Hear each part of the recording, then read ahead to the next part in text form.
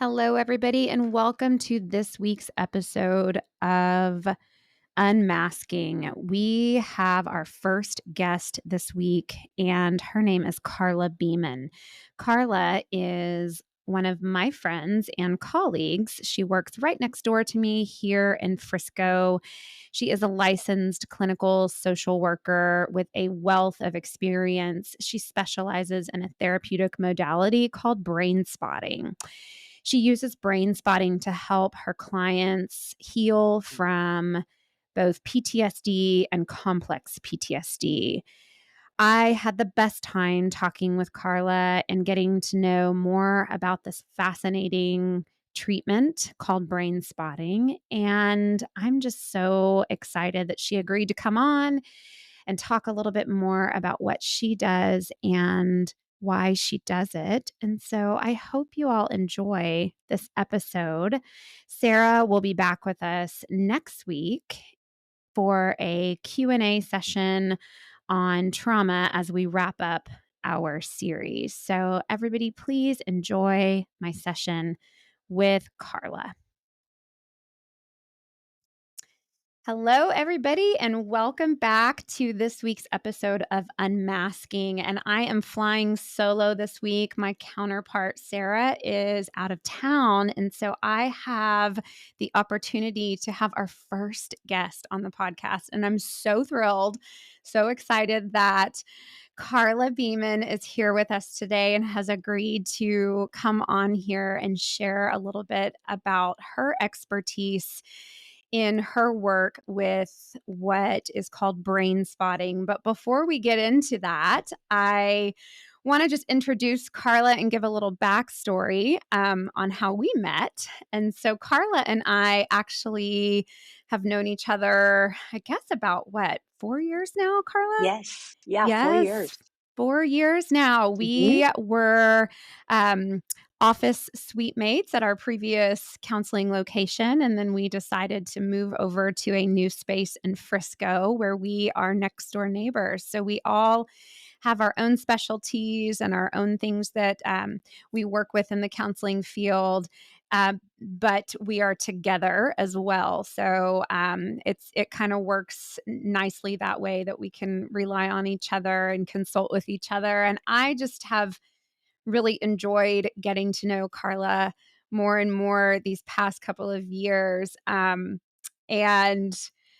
I just wanted to first thank you, Karla, for coming on. This is a first Well time podcast.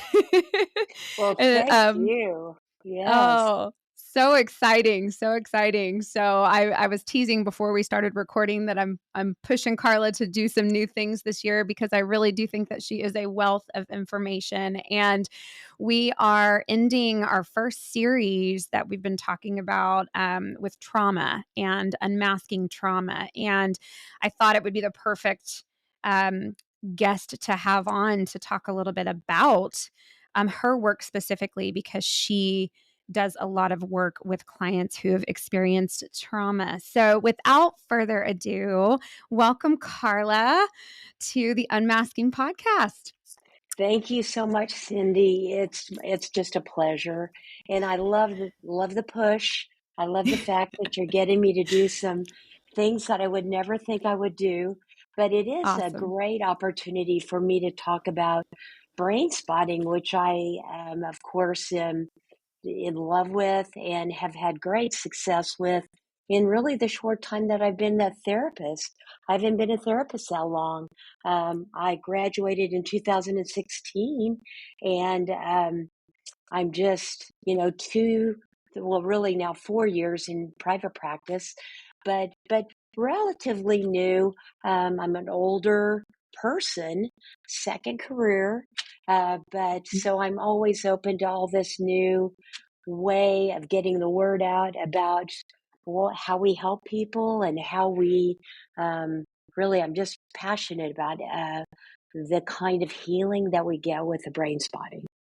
Awesome. Wonderful. Wonderful. So let's talk a little bit about that first. We can back up and just share, Karla, if you could, a little bit about your journey into this second career and what made you have a switch. Right.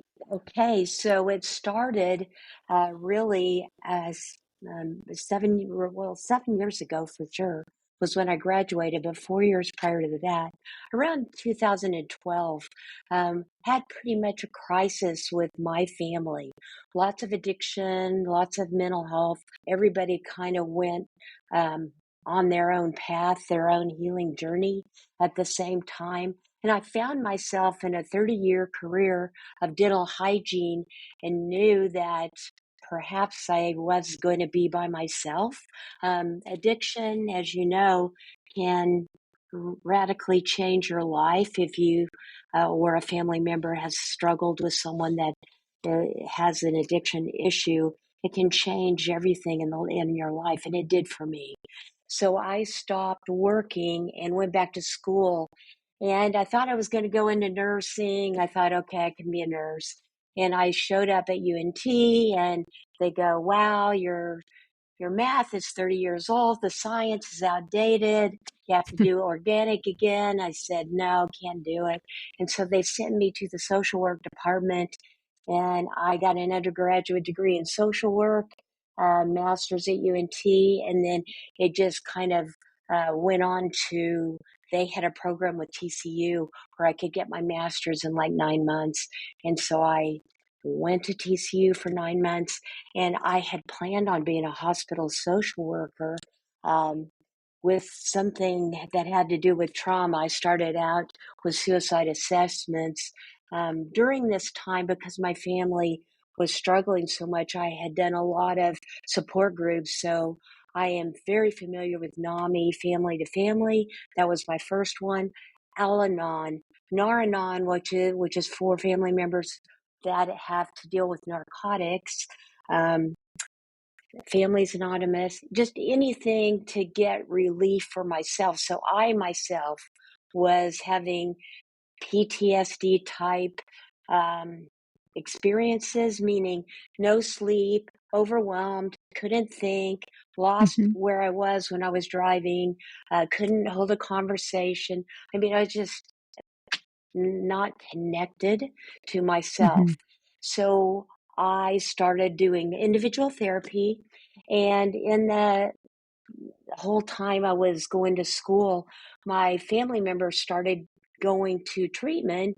And it just kind of all snowballed into this: how do we help other families get into recovery?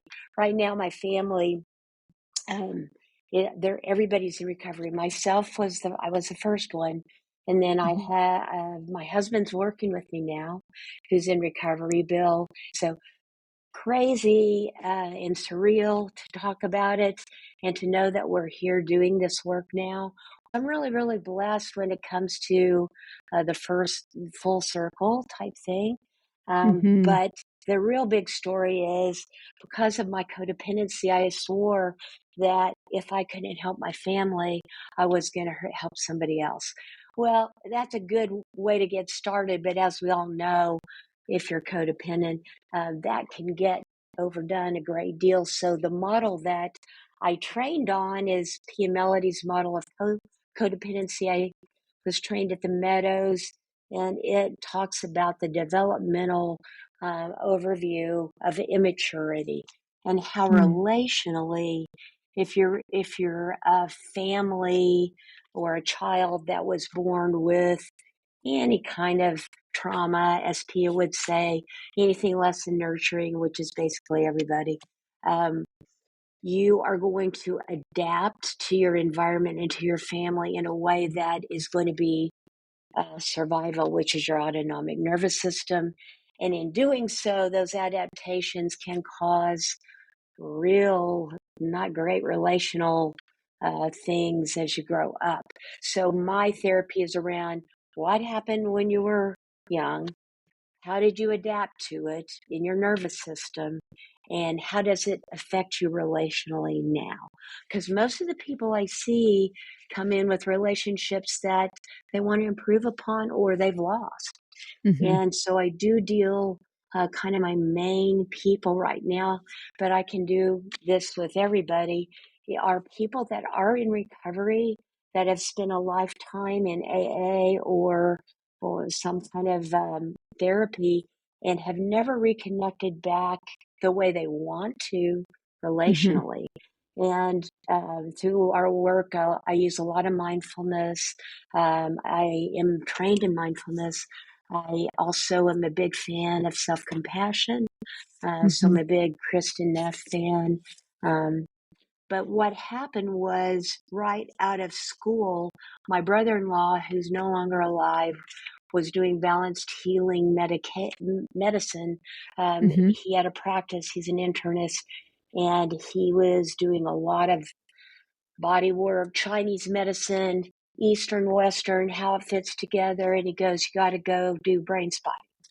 So I went to do brain spotting, and that was it. So from the very beginning of my training for therapy, because as you know, you graduate and then you have to train yourself to be a therapist. I've been Yes. doing brain spotting for Wow. my therapy. And of course, So also interesting. parts work and um, Mhm. mindfulness, also DBT. I use that as Mhm. well because most of these people need skills. So it all just came together, and it's an eclectic version. That's one thing I love about brain spotting is you learn the nuts and bolts of it, and then you put your Mhm. artistic flair on it. But the idea of it is that idea of um, un. Um, it's the Carl Rogers, Oh, and you'll have unconditional positive to, regard. yes. Okay. It's something that we can't really do because we're human, but brain spotting is the closest thing I've been able to do that you can get the closest to unconditional positive regard, because Mhm. in the session you're attuning to the client. You're not putting your knowledge, your Mhm. biases, your trauma history, and they work a lot with brain spotters on just that. And so Mm. you're attuning with the client. And so that's what I Wow. love about it the most. So cool. And I think one of the ways that you and I connected pretty quickly was this love and curiosity about the somatic experience in a Yes. therapeutic setting. And that's not to knock the cognitive side of it, because we do need that, like you said, with the DBT skills. Right. Sometimes people just need a little bit more applicable skill work that then they can apply in their relationships. But there's something that's always intrigued me about brain spotting. I myself, I'm an EMDR therapist, trained therapist, and so I think sometimes people get brain spotting maybe confused with EMDR, or they think that Hmm. they're the same thing. And so, if you could, in your own description, and I know this is might be kind of hard sometimes to describe, but could you walk me through what a session would look like with a client who you are brain spotting? Yes, I'd love to do that. And there is, you talk, if you ask me the question each time, I have a different answer because you Yeah. can come at it so different ways. The first of all, the client is who brings in brain spotting, we call it the frame. You might call it the chief complaint. You might call it what they're activated about, what they're stressed about. Well, we call it the Mhm. frame in brain spotting. And so the client comes in and starts really um, talking about what's going on with them. Initially, I use almost on everybody bilateral sound. So it's bilateral sound that is um, helpful to the part of your brain, the mid part of your brain that has the auditory layer that helps you kind of ground into your body. So if you Mhm. put the sound on initially, you kind of get a jump start on the processing that we are going through. Okay. So they come in, we put the headphones on, they start processing, and right off of the bat, they may start getting kind of activated about the event. And so the first thing I do is, can you let me know um, what you're feeling? Sometimes they'll say, "I'm feeling pain." Where do you feel it emotionally? Where do you feel the tightness, the activation, where is Hmm. it landing in your body physically? And they'll Okay. say, man, my shoulders are tight, my neck is tight, I'm sick to my stomach, or I'm feeling it in my head. I have a headache right now. And I'll just say, can you notice that for a second? And if they're willing, it's an invitation. Hmm. I can either go with, they'll right away have an eye position. So there's many different ways to do brain spotting, but if they have an eye position, a gaze spot, and they really don't want to do brain spotting, you can do brain spotting without doing brain spotting, just by inviting them to stay with where their eyes are as they're processing whatever it is that's coming up as they tell you about the feeling in their body. But early on, in brain spotting, I'll use a pointer and I'll say, Hmm. okay, so you're telling me you have this tightness in your shoulders. Let's try with the pointer, looking to the right here, and they'll gaze at the pointer. And we take about 10 seconds. They rest their eyes on the pointer and they let me know if it's more activating to the right of their, in the eye position is the head forward eye position to the right or to the center or to the left. And as they gaze in those three spots, most often they'll have a spot that's less activating or more activating. And that is because your body automatically, because of your autonomic nervous system, is going to orient toward pain and pleasure. Your eyes pick up the signal and they'll Wow. go to pain or pleasure. It's all subcortical stuff that we do and we don't even know we're doing. So this is Wow. like a focused way of harnessing the mindfulness based approach, a brain spotting on a spot, a brain spot that in it basically opens up Hmm. the trauma capsule in the brain. That's one way you can call it, but it opens up the memory, the feelings, the Hmm. color, the sound, whatever it is around that. And then people will either start talking, it'll be connected or not connected. Sometimes they'll say nothing, but you can tell by their bodies that they're processing due to their eye movement, they're blinking, they're swallowing, they're fidgeting, or the million-mile stare. They are just in it. And these are things that you learn as you brain spot more.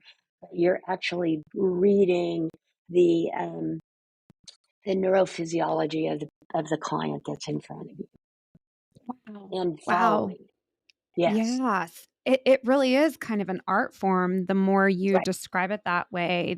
I would imagine as a therapist, number 1, you would have to be completely attuned with the client. Like you said, you're not doing a lot of talking or synthesizing of information verbally, but you're picking up what their body right, language is right, showing you, right. and then you are guiding them through that. So no 2 sessions are alike. Is that accurate?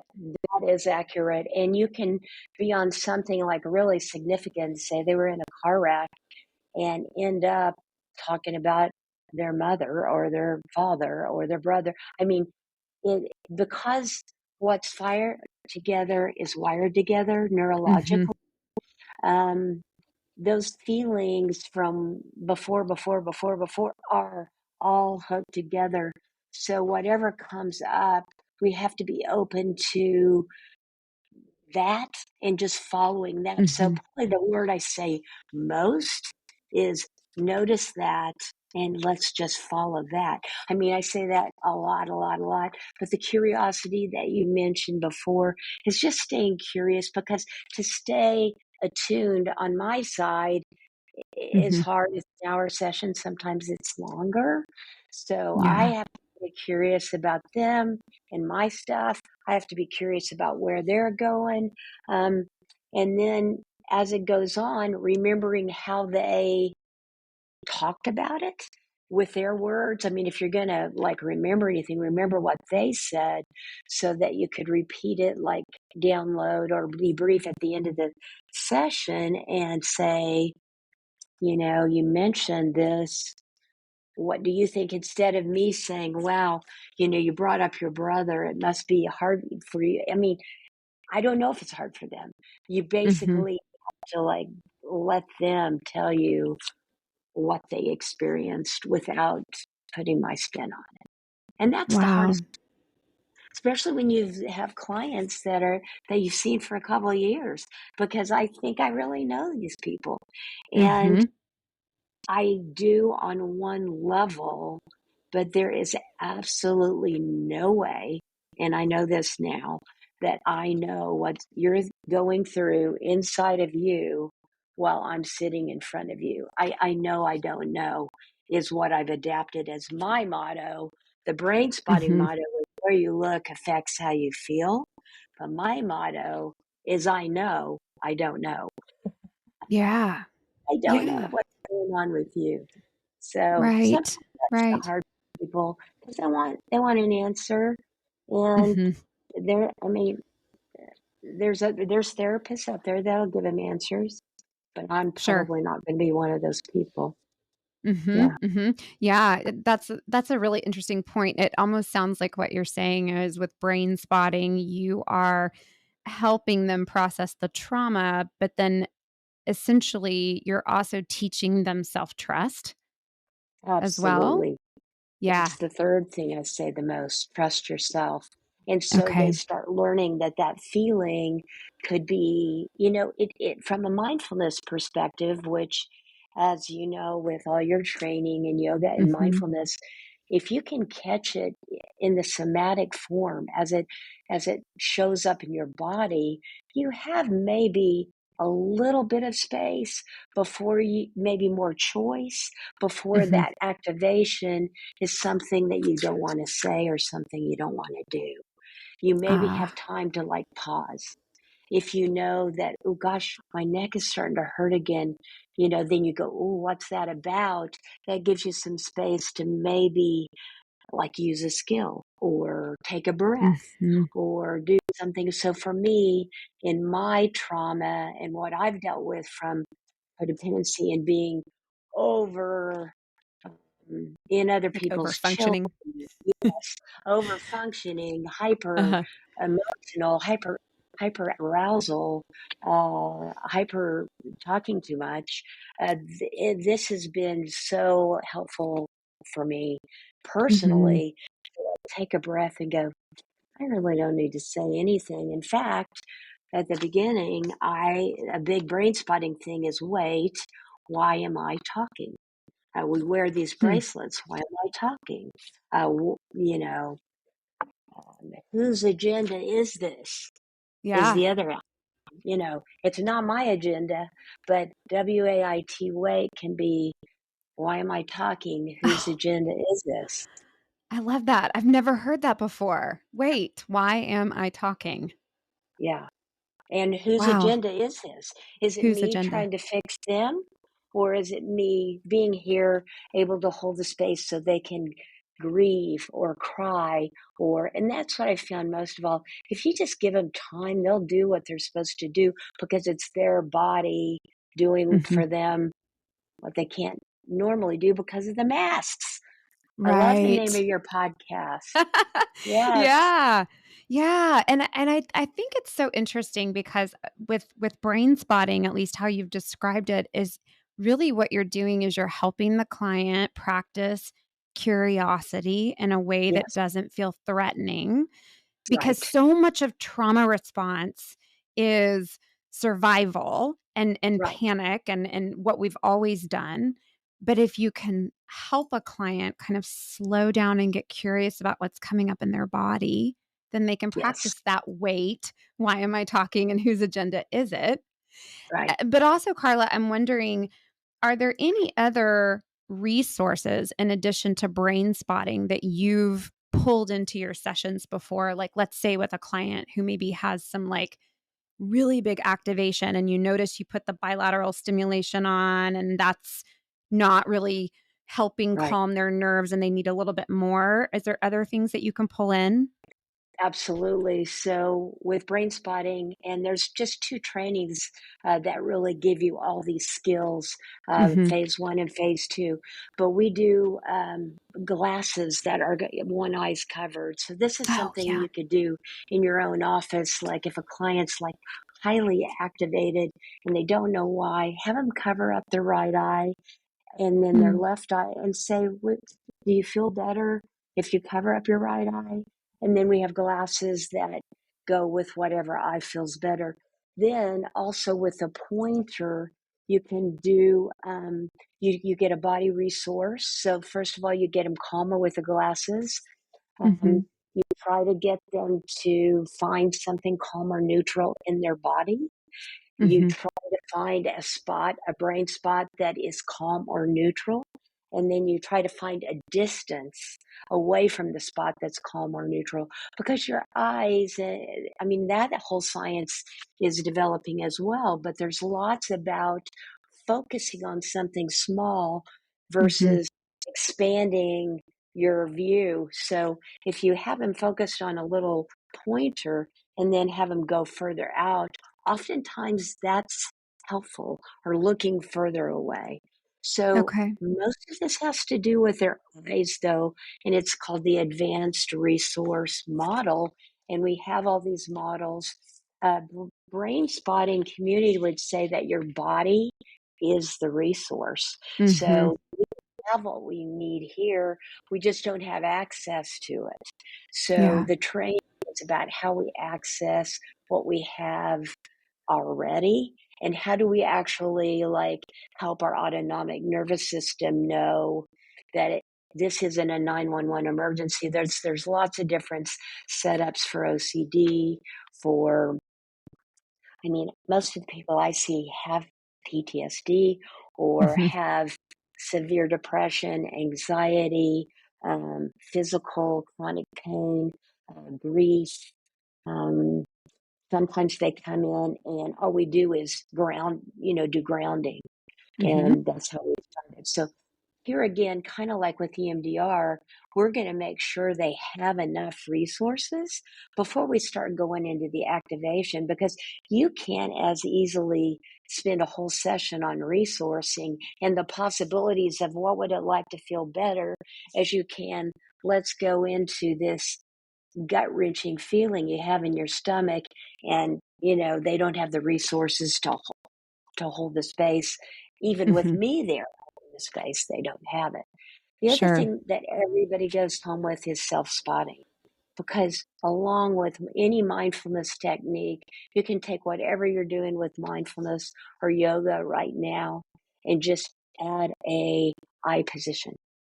So Okay. say you're in mindfulness and you're just, you're doing your body scan and you're looking at a tree and you're feeling some tenseness in your shoulder. If you just add an eye position Mhm. to the tree, maybe it's a leaf, and hang with it, you're going to start feeling that pain move around in your body. And that's focused Wow. mindfulness.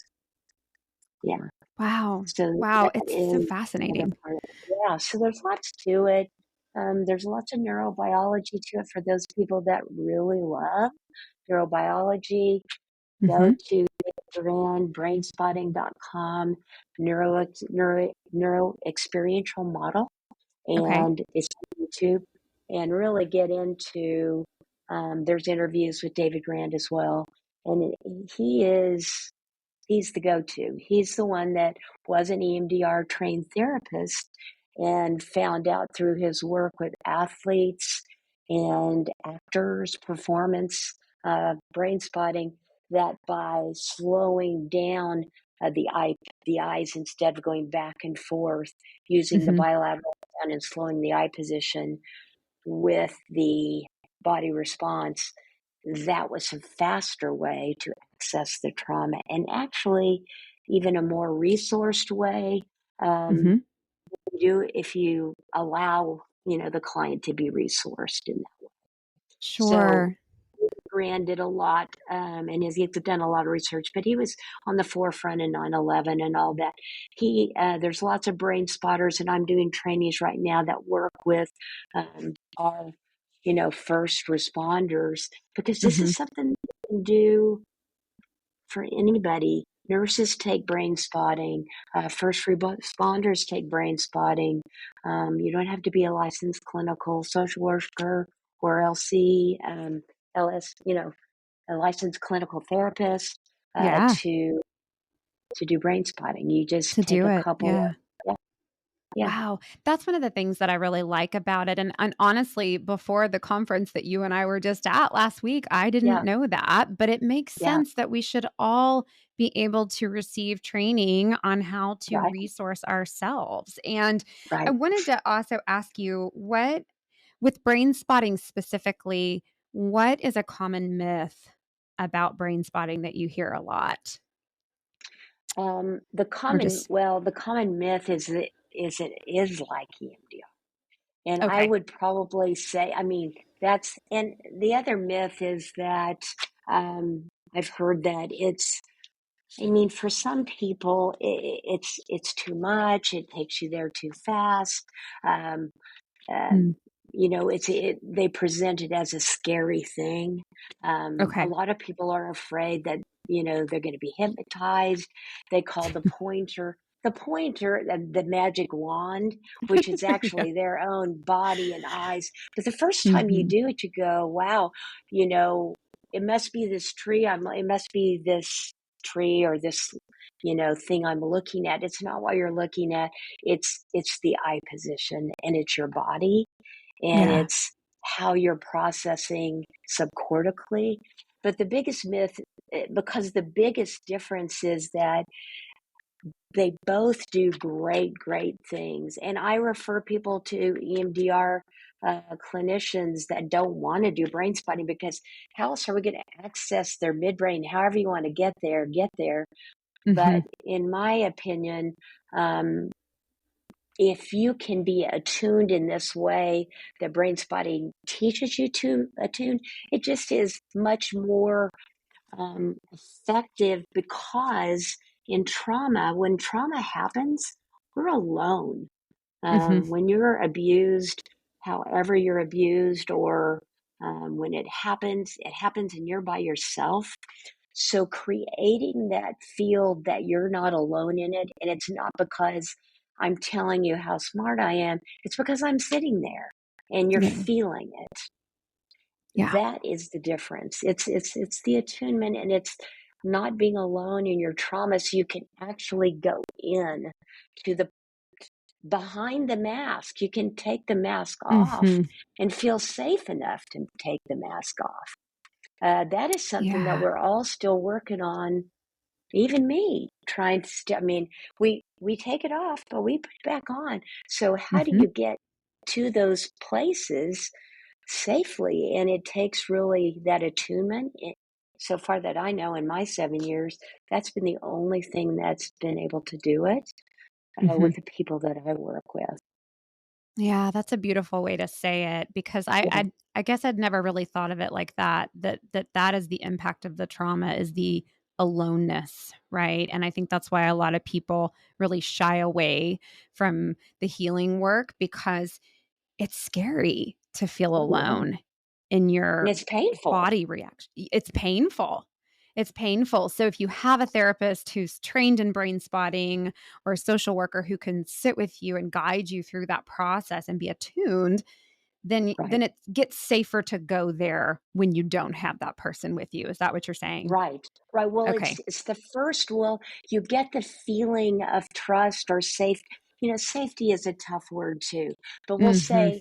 we'll say you get a feeling of whatever it is for you, calm or neutral or just not distressed feeling. For some Mhm. people, they've never felt that before. Yeah. You get the first feeling of that, and then you have to learn to trust it, because as you know, with a lot of these people, being out of the distress becomes distressing. So Mhm. you have to get them used to being not distressed so they can Yeah. trust that feeling.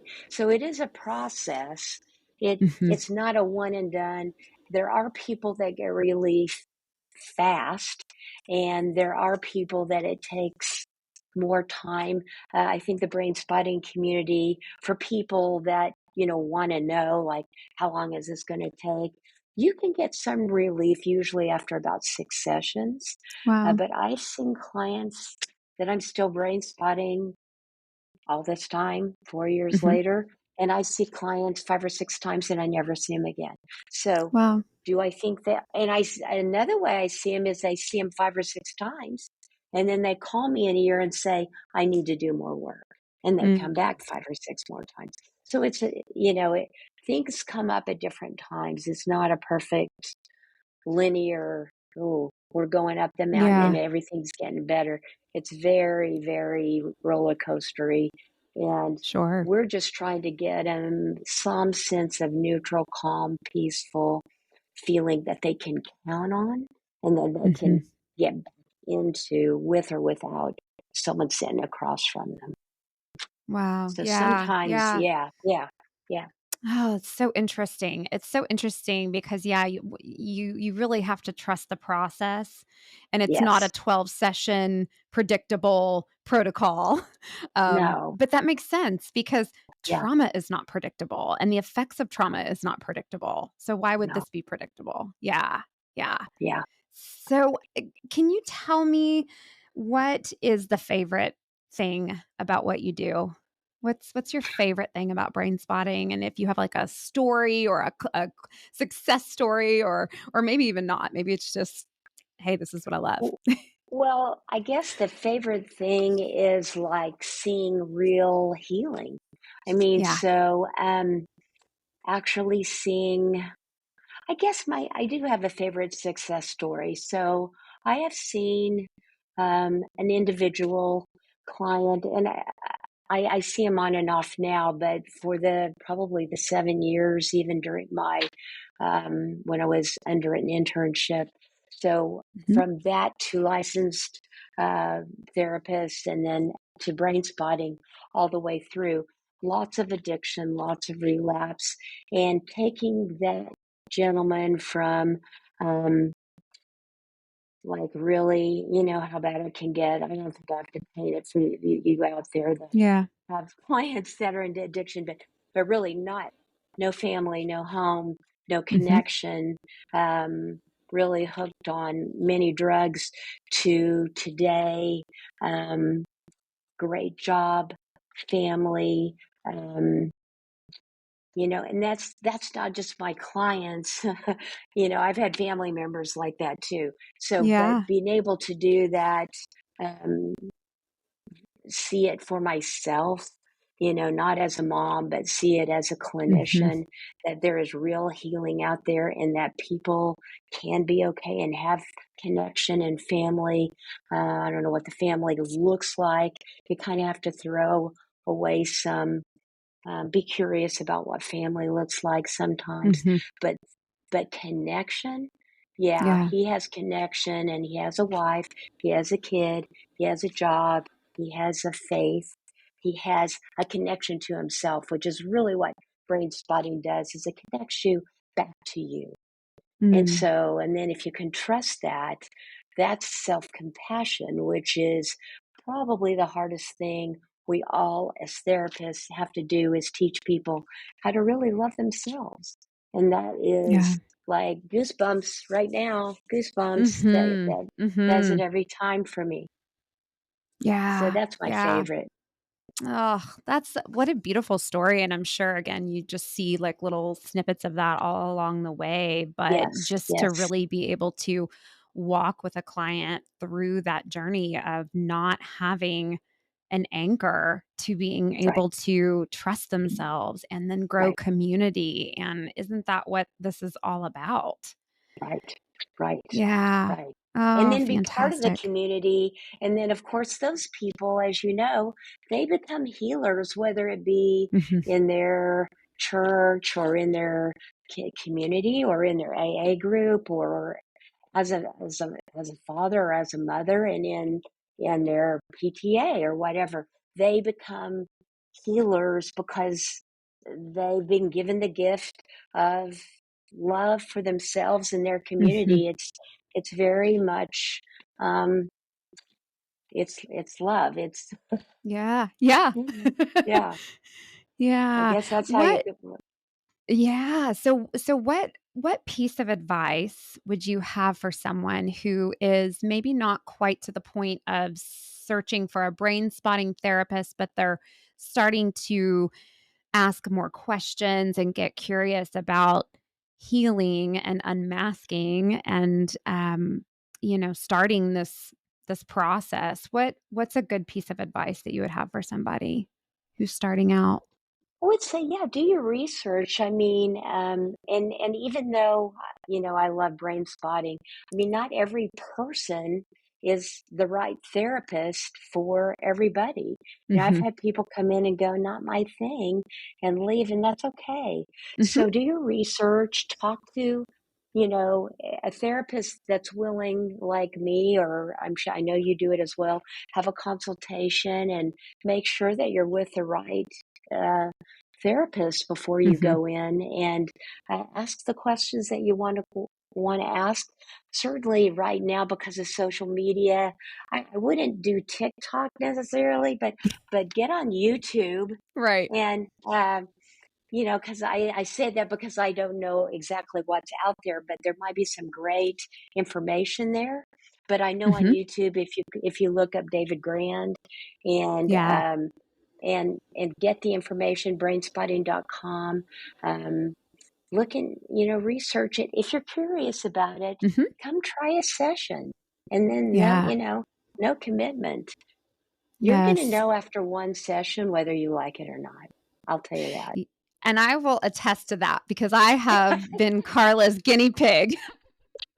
Karla Right? has been Right. generous enough to pull me into her office on many a day where I come in feeling dysregulated parenting these teenage boys, and she has brain spotted me, and y'all, I'm telling you, I don't know what it is. I couldn't tell you how it works. She's obviously the professional here in that, but there's something about it that if you allow yourself to like lean into the process, it's really amazing where you Yeah. can start to learn how to Yeah. feel parts of your body because we're not Right. really taught to be Yeah.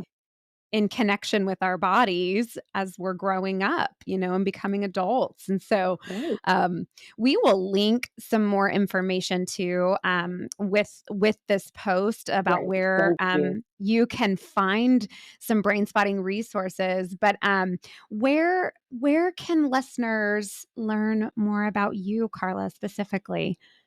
Well, thanks to you, this podcast, which is great. But no, I have a website, and Uh it's huh. www.c, the letter C, the number two, Hmm. counseling.com, or coreconceptscounseling.com. And I also Awesome. work with my husband, Bill Beaman, who Hmm. is a brain spotting therapist as well. So Yeah. he does his own separate practice. He does it differently than I do it, but he loves it as well. And so yeah, we have a link, a brain spotting page on our website as well. But Wonderful. there's lots out there right now about that, and yeah, I just be happy to share information. Give me a call. My number's on my Yeah. website. Wonderful. Well, I cannot thank you enough for being our first guest on this podcast. And I can't say enough wonderful things about you, Karla. You're just such a warm heart in this office space. And I'm so glad that you're allowing me to push you a little bit into this area because you have so much to teach. And so stay posted, everybody, because this is not the last time you'll see Karla. But I really appreciate your time and just coming on and teaching us a little bit more about this fascinating modality. And yeah, you're just great. Thank you, Thank you Karla. so much, Cindy. All right. I'll Thanks, you see you on the other side of guys. the wall. Oh, okay. See you on the other side of the wall. Bye bye. Okay. Bye.